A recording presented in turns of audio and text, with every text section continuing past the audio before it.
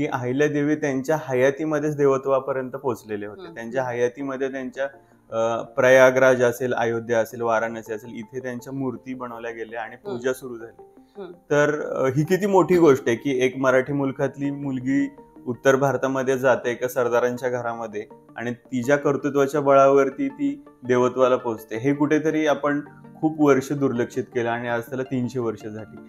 मग हे सगळं शोधत असताना मला इतके त्यांचे चरित्राचे वेगळे पैलू दिसले की आपल्याला असं वाटतं की अहिल्यादेवी खूप अशा साध्या भोळ्या किंवा धार्मिक खूप असतील, परंतु त्यांचं चरित्र वेगळ्या अंगाने जर आपण पाहिलं तर त्या अतिशय मुरलेल्या राजकारणी होत्या। त्यांची जर पत्र आपण पाहिली, त्यातली जर भाषा पाहिली, उदाहरणार्थ पेशव्याने त्यांना 2 ओळींचं पत्र पाठवलं होतं, तर त्यावर त्यांचं उत्तर असं होतं की रिकाम्या पत्रात एवढी चौकशी कशी काय।